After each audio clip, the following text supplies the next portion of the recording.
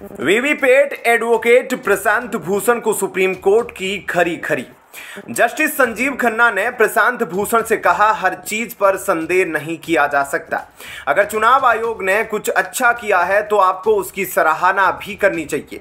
हमने आपकी बात सुनी क्योंकि हम भी चिंतित हैं। क्या आपको हर चीज के बारे में बताना जरूरी है? इनसे मिलिए। नाम है प्रशांत भूषण। परिचय तो जानते ही होंगे कि यह एक विख्यात वकील शांति भूषण के कुख्यात पुत्र Prashant Bhushan ADR plus association of democratic reforms नामक एक एनजीओ चलाते हैं। देशद्रोही याकूब मेमन की फांसी रुकवाने के लिए आधी रात को कोर्ट खुलवा दिया था। यह भाई साहब थेतरई का बेमिसाल नमूना है। फिलॉसफी यह है कि सौ जूते खाए तमाशा घूस के देखेंगे। यह वही सज्जन है जिन पर सुप्रीम कोर्ट ने ₹1 का जुर्माना लगाया था, फिर से सुप्रीम कोर्ट में बेइज्जती कराए हैं। हुआ यूं था कि इनके एनजीओ के अरुण कुमार ने सुप्रीम कोर्ट में याचिका लगाकर कहा था कि ईवीएम पर कोर्ट को रोक लगा देना चाहिए। जस्टिस संजीव खन्ना ने पूछा कि लोग ईवीएम पर विश्वास नहीं करते, यह डाटा आपको कहां से मिला? तो बगले झांकते हुए कहा कि एक प्राइवेट सर्वे में पता चला है। इस पर जस्टिस खन्ना ने कहा, हम किसी प्राइवेट सर्वे पर विश्वास नहीं करते। इस पर इनकी थेतरई जारी रही और बार बार जोर देते रहे कि ईवीएम मशीन का प्रयोग बंद होना चाहिए। इस पर जस्टिस खन्ना ने फिर कहा कि आप तो 60 वर्ष से ऊपर के हैं। क्या आप चाहते हैं कि बैलेट पेपर से चुनाव करा के फिर बूथों पर कब्जे, मारपीट, धांधली को पुनः शुरू किया जाए? इस बार फिर मुंह की खानी पड़ी। खैर, कोर्ट ने अगली तारीख दे दी है। ईवीएम और वीवीपैट के उपयोग को चुनौती देने वाली प्रशांत भूषण की याचिका दायर करने के लिए उस पर भारी भरकम जुर्माना लगाना चाहिए, क्योंकि सुप्रीम कोर्ट यह मामला सितंबर 2023 में खारिज कर चुका है और 10 साल में ईवीएम के खिलाफ 40 याचिकाएं खारिज हो चुकी है। प्रशांत भूषण की याचिका पर आज फिर सुप्रीम कोर्ट में चुनाव आयोग ने ईवीएम और वीवीपैट पर सुनवाई के दौरान सुप्रीम कोर्ट में कहा कि ईवीएम से छेड़छाड़ संभव नहीं है। शीर्ष अदालत में ईवीएम से डाले गए वोटों का वीवीपैट सिस्टम के जरिए निकलने वाली पर्चियों से मिलान की मांग करने वाली याचिकाओं पर सुनवाई चल रही है। सुनवाई के दौरान अदालत ने आयोग से कहा कि चुनाव प्रक्रिया में पवित्रता होनी चाहिए। कोर्ट ने आयोग से यह भी कहा कि वह स्वतंत्र और निष्पक्ष चुनाव करवाने के लिए उठाए जा रहे कदमों के बारे में विस्तार से बताए। जस्टिस संजीव खन्ना और जस्टिस दीपांकर दत्ता की पीठ ने कहा कि किसी को भी यह आशंका नहीं होनी चाहिए कि जिस चीज की उम्मीद की जा रही है वह नहीं हो रही है। वहीं आयोग ने कहा कि आंकड़ों के बारे में जान पाना और उसमें छेड़छाड़ कर पाना संभव नहीं है। मॉक पोल के दौरान प्रत्याशी अपनी इच्छा से किसी भी मशीन की जांच कर सकते हैं। सुनवाई के दौरान याचिकाकर्ताओं के वकील प्रशांत भूषण ने कहा कि कम से कम यह आदेश दिया जाए कि वीवीपैट मशीन पारदर्शी हो और उसमें बल्ब लगातार जलता रहे ताकि वोटर को पूरी तरह संतुष्टि हो सके। सुनवाई के दौरान एक वकील ने यह भी कहा कि ईवीएम बनाने वाली कंपनियों के इंजीनियर उसे नियंत्रित कर सकते हैं। कोर्ट ने इस दलील को व्यर्थ करार देते हुए आयोग के वकील मनिंदर सिंह से कहा कि या तो वह खुद या कोई अधिकारी वीवीपैट से जुड़ी प्रक्रिया पर कोर्ट को जानकारी दे। इस पर सिंह ने कहा कि कोर्ट के सवालों का जवाब दिया जाएगा। मनिंदर सिंह ने साथ ही यह भी कहा कि सभी याचिकाएं आशंकाओं पर आधारित है। उन्होंने कहा कि वीवीपैट सिर्फ एक प्रिंटर है। ऐसे में क्या कहना है आपका? कमेंट सेक्शन में अपनी राय जरूर बताएं। जय हिंद, जय भारत। ईडी ने पिछले 15 दिनों से अरविंद केजरीवाल ने जेल से क्या क्या लिया वह पूरा ब्यौरा कोर्ट को दिया है। अरविंद केजरीवाल जेल में खूब मिठाई, आम और चीनी वाली चाय 4 बार पी रहे हैं। उनकी पत्नी भी घर से मिठाई के डिब्बे और गुजियां लेकर दे रही है। ईडी का आरोप है कि अरविंद केजरीवाल अपना ब्लड शुगर लेवल बढ़ाने के लिए जानबूझकर आम मिठाइयां खा रहे हैं और चाय के साथ चीनी ले रहे हैं। ईडी का कहना है कि केजरीवाल ब्लड शुगर लेवल में उतार चढ़ाव का हवाला देकर जमानत के लिए आधार बनाना चाहते हैं। दरअसल अरविंद केजरीवाल डायबिटीज के मरीज है। ऐसे में उनके वकीलों ने राउज एवेन्यू कोर्ट में पहले से ही एप्लीकेशन दायर कर वीडियो कॉन्फ्रेंसिंग के जरिए केजरीवाल को डॉक्टर से नियमित कंसल्टेशन देने की मांग की थी। लेकिन अब उनके वकीलों ने यह एप्लीकेशन वापस ले ली है। इसी एप्लीकेशन के विरोध में ईडी ने अदालत के समक्ष यह बातें रखी। सुनवाई के दौरान ईडी ने दावा किया कि वे मेडिकल आधार पर जमानत लेने के लिए जानबूझकर मीठा खा रहे हैं ताकि इससे उनका शुगर लेवल बढ़े और उन्हें मेडिकल के आधार पर जमानत मिल जाए। कोर्ट के समक्ष ईडी ने कहा कि केजरीवाल को टाइप 2 डायबिटीज है, लेकिन वे जेल में आलू पूड़ी, आम और मीठा खा रहे हैं। वे ऐसा जानबूझकर कर रहे हैं। यह एक तरह से मेडिकल के आधार पर जमानत लेने का तरीका है। ईडी ने कहा कि अदालत ने उन्हें घर का खाना खाने की मंजूरी दी है। जेल डीजी ने हमें केजरीवाल को डाइट भेजी है। उन्हें बीपी की समस्या है, लेकिन देखिए वे क्या खा रहे हैं, आलू पूड़ी, आम और हद से ज्यादा मीठी चीजें। ईडी ने कहा कि हमने कभी नहीं सुना कि टाइप 2 डायबिटीज से जूझ रहा शख्स इस तरह की चीजें खाए, लेकिन वे रोजाना आलू पूड़ी, आम और मीठी चीजें खा रहे हैं। यह सब इसलिए किया जा रहा है ताकि उन्हें जमानत मिल जाए। इस पर कोर्ट ने केजरीवाल के वकील से कहा कि हम जेल से इस पर रिपोर्ट मांगेंगे और आप मुझे उनका पूरा डाइट प्लान दें। इस पर अब कल सुनवाई होगी। इस मामले में अब शुक्रवार को सुनवाई होने वाली है। केजरीवाल के वकील ने अपने मुवक्किल की ओर से कहा कि यदि मैं अपने स्वास्थ्य की देखभाल कर रहा हूं तो ईडी उसका विरोध क्यों कर रहा है। अदालत ने सोमवार को कथित आबकारी नीति घोटाले से जुड़े धन शोधन मामले में केजरीवाल की न्यायिक हिरासत 23 अप्रैल तक बढ़ा दी है। ईडी ने आम आदमी पार्टी के नेता केजरीवाल पर आबकारी नीति के निर्माण एवं क्रियान्वयन से लेकर दिल्ली शराब घोटाले की पूरी साजिश में लिप्त रहने का आरोप लगाया है।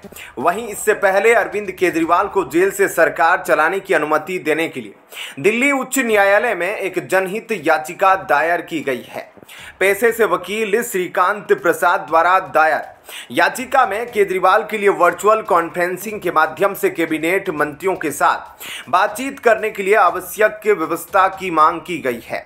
याचिका में मीडिया संस्थानों को केजरीवाल के इस्तीफे और राष्ट्रीय राजधानी में राष्ट्रपति शासन लगाने के संबंध में दबाव बनाने और सनसनीखेज सुर्खियां प्रसारित करने से रोकने की भी मांग की गई है। याचिका में दिल्ली भाजपा अध्यक्ष वीरेंद्र सचदेवा को केजरीवाल के इस्तीफे के लिए विरोध प्रदर्शन या बयान देकर अनुचित दबाव बनाने से रोकने और 10 अप्रैल को डीडीयू मार्ग पर विरोध प्रदर्शन के लिए अवैध सभा इकट्ठा करने के लिए उनके खिलाफ कार्रवाई शुरू करने की मांग की गई है। ऐसे में क्या कहना है आपका, कमेंट सेक्शन में अपनी राय जरूर बताएं। जय हिंद, जय भारत। गुजरात में आम आदमी पार्टी की नींव रखने वाले 8 लोग थे, जिसमें से 6 लोगों ने पहले ही आम आदमी पार्टी छोड़ चुकी है। अब आज अल्पेश कथरिया और धार्मिक मालवीय ने भी आम आदमी पार्टी छोड़ दिया है। लोकसभा चुनाव की वोटिंग कल से शुरू होने वाली है। इससे पहले ही गुजरात में आम आदमी पार्टी को बड़ा झटका लगा है। सूरत में अल्पेश कथरिया और धार्मिक मालवीय ने आम आदमी पार्टी से नाता तोड़ लिया है। दोनों नेताओं ने आम आदमी पार्टी के गुजरात प्रदेश अध्यक्ष ईसुदान गढ़वी को अपना इस्तीफा भेज दिया है। बता दें कि कल आम आदमी पार्टी ने स्टार प्रचारकों की लिस्ट जारी की थी, जिसमें अल्पेश कथरिया का नाम भी था, लेकिन आज आम आदमी पार्टी को अपना इस्तीफा दे दिया है, जिससे आम आदमी पार्टी में खलबली मच गई है। इन दोनों नेताओं ने ईसुदान गढ़वी को अपना इस्तीफा भेजकर लिखा है कि आम आदमी पार्टी के सभी जिम्मेदारी से मुक्त कर दिया जाए। हम तत्काल प्रभाव से पार्टी की प्राथमिकी सदस्यता से इस्तीफा देते हैं। हमारा इस्तीफा स्वीकार करें। पाटीदार आरक्षण संघर्ष समिति में हार्दिक पटेल के साथ दोनों नेता भी सबसे बड़े चेहरे थे। हार्दिक पटेल के बीजेपी में जाने के बाद ये दोनों नेता ही पाटीदार आंदोलन की कमान संभाल रहे थे। इसके बाद वो आम आदमी पार्टी में शामिल हो गए। दोनों नेताओं को उम्मीदवार के रूप में विधानसभा चुनाव लड़ाया गया था। हालांकि दोनों को ही करारी हार मिली थी। 30 अक्टूबर 2022 को अल्पेश कथरिया और धार्मिक मालवीय ने आम आदमी पार्टी की कमान संभाली थी। दोनों भावनगर में अरविंद केजरीवाल की मौजूदगी में आम आदमी पार्टी में शामिल हुए थे। वहीं आपको बता दें कि आम आदमी पार्टी ने कल ही गुजरात लोकसभा चुनाव के लिए अपने स्टार प्रचारकों की लिस्ट जारी की थी। इस लिस्ट में सबसे पहले अरविंद केजरीवाल का नाम है। वहीं जैसी चर्चा थी, इसमें सुनीता केजरीवाल का भी नाम है। अरविंद केजरीवाल और सुनीता केजरीवाल के अलावा पंजाब के मुख्यमंत्री भगवंत मान, मनीष सिसोदिया, संदीप पाठक, पंकज गुप्ता, संजय सिंह, गोपाल राय, राघव चड्ढा, सत्येंद्र जैन, आतिशी, सौरभ भारद्वाज, कैलाश गहलोत, इमरान हुसैन, अमन अरोड़ा, गोपाल इटालिया, ईसुदान गढ़वी इस लिस्ट में शामिल हैं। केजरीवाल का एक और साथी अमानतुल्लाह खान हो गया गिरफ्तार। इसने 40 करोड़ रुपए मनी लॉन्ड्रिंग किया और वक्फ बोर्ड का अध्यक्ष रहते हुए 60 मुसलमानों को गलत तरीके से सरकारी नौकरी दी थी। प्रवर्तन निदेशालय ने आम आदमी पार्टी के विधायक अमानतुल्लाह खान को 10 घंटे की पूछताछ के बाद गिरफ्तार कर लिया है। विधायक को दिल्ली वक्फ बोर्ड नियुक्ति घोटाले से जुड़े मनी लॉन्ड्रिंग मामले के तहत गिरफ्तार किया गया है। विधायक सुबह 11 बजे ईडी ऑफिस पहुंचे थे। सुप्रीम कोर्ट के आदेश के बाद अमानतुल्लाह खान एजेंसी के सामने पेश हुए थे। अमानतुल्लाह खान की गिरफ्तारी के बीच संजय सिंह और आतिशी मारलेना अमानतुल्लाह खान के घर पहुंच चुके हैं। अमानतुल्लाह खान की गिरफ्तारी के बाद संजय सिंह ने सोशल मीडिया पर लिखा, मोदी सरकार ऑपरेशन लोटस पूरी तरह जुट गई है। मंत्रियों विधायकों पर फर्जी मामले बनाकर उनको गिरफ्तार किया जा रहा है। अमानतुल्लाह खान के खिलाफ बेबुनियाद मामला बनाकर ईडी द्वारा उनको गिरफ्तार करने की तैयारी की जा रही है। तानाशाही सरकार का अंत जल्द होगा। मैं उनके परिवार से मिलने जा रहा हूं। वहीं दिल्ली बीजेपी के अध्यक्ष वीरेंद्र सचदेवा ने कहा, अमानतुल्लाह खान ने न केवल आर्थिक भ्रष्टाचार ही नहीं किया बल्कि धार्मिक वक्फ की संपत्ति एवं फंड में गोलमाल कर साधारण मुस्लिम जनों को भी धोखा दिया है। एक लंबी जांच के बाद विधायक अमानतुल्लाह खान की गिरफ्तारी से न्याय का तकाजा पूरा हुआ है। अमानतुल्लाह खान के ठिकाने पर ईडी ने छापेमारी की थी। ईडी का कहना है कि छापेमारी के दौरान उनके ठिकानों से कई आपत्तिजनक सामग्री बरामद की गई थी। करीब 24 लाख रुपए कैश बरामद किया गया। इसके अलावा 2 अवैध और बिना लाइसेंस की पिस्तौल मिली थी। कारतूस और गोला बारूद भी बरामद किया गया था, जो कि इस मनी लॉन्ड्रिंग के मामले में सबूत का संकेत देती है।